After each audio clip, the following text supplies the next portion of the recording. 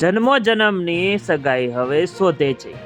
સમજણની કેડી આપણા અબોલાથી ઝૂક્યા કરે છે। હવે આપણે સમજાવેલી મેળી મેઘબિંદુની આ પ્રખ્યાત ગુજરાતી રચના લગ્નના રસમાં વધી રહેલી વળમની ઘટના માટે હાલ જાણે લાગુ પડી રહી છે। છેલ્લા કેટલાક વર્ષથી છૂટાછેડાના કેસમાં ચિંતાજનક રીતે વધારો થઈ રહ્યો છે।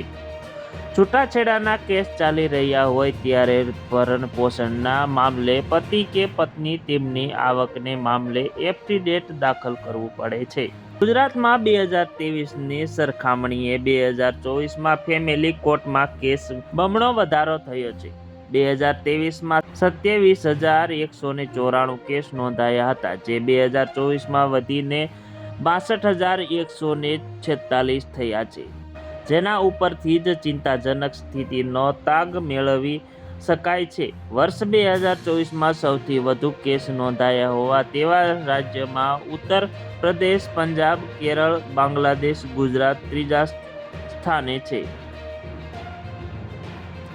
છૂટાછેડાના કેસમાં બીજો તબક્કો કલમ 144 ભરણ પોષણ, ભારતીય ન્યાય સુરક્ષા સહિતના કેસ ફાઇનાન્સ કરવામાં આવે છે।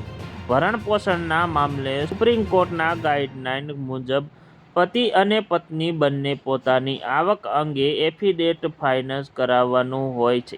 ઘણીવાર પત્ની નોકરી કરતી હોય છે છતાં નોકરી ન કરતી હોવાનું જણાવે છે અને પોતાની ઓછી આવક દર્શાવે છે। વળી બીજી બાજુ ભરણ પોષણ તરીકે વધુ રકમ આપવી ન પડે તે માટે પતિ તેની સાચી આવક જાહેર નથી કરતો।